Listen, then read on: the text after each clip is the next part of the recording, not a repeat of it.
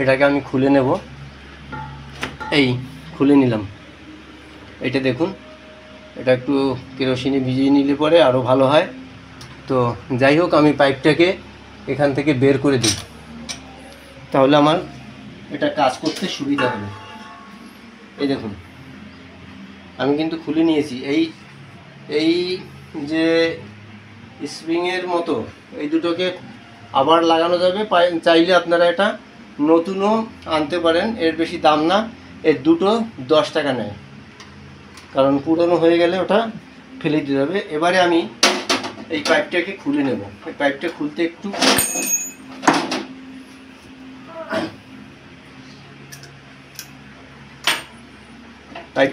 একটু জোর বল খাটাতে হবে। এই হচ্ছে ব্যাপার, কারণ অনেক নিচেটা সাইডে দিয়ে সরিয়ে নিয়ে হয়।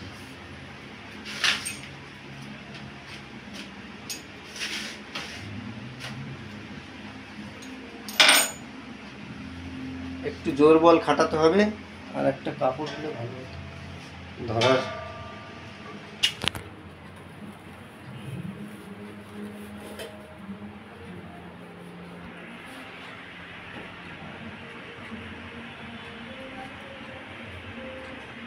এটাকে খুলতে হবে একটু, খোলাটা একটু মানে আমি তো করে ফেলেছি।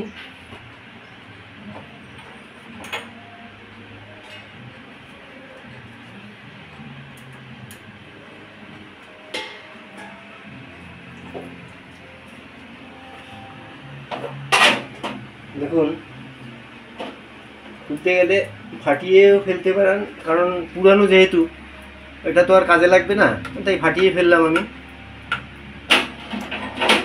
তাহলে অনায়াসে খুলে যাবে। অনায়াসে বলতে তাও স্প্রিং থাকে ভেতরে, একটু টাইট থাকে, কারণ রেগুলেটরটা যাতে ভালো থাকে, রেগুলেটরটা যাতে কোনো ক্ষতি না হয়, সেই জন্য একটু আপনাকে সাবধান হয়ে কাজ করতে হবে। দেখুন কি জোর লাগছে, বাপরে বাপ, অনেক দিন হয় না তো খোলা, সেই জন্যই এরকম টাইট হয়ে গিয়েছে।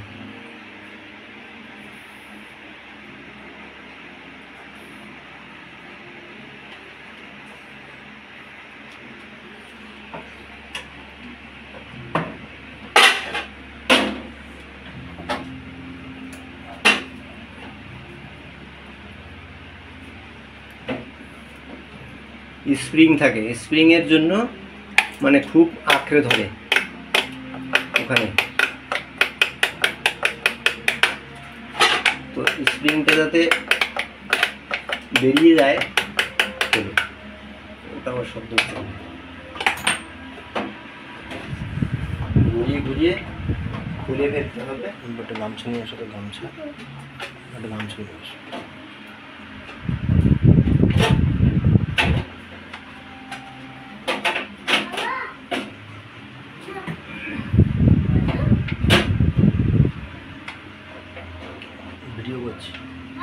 ভিডিও করছি, দিয়ে যাও।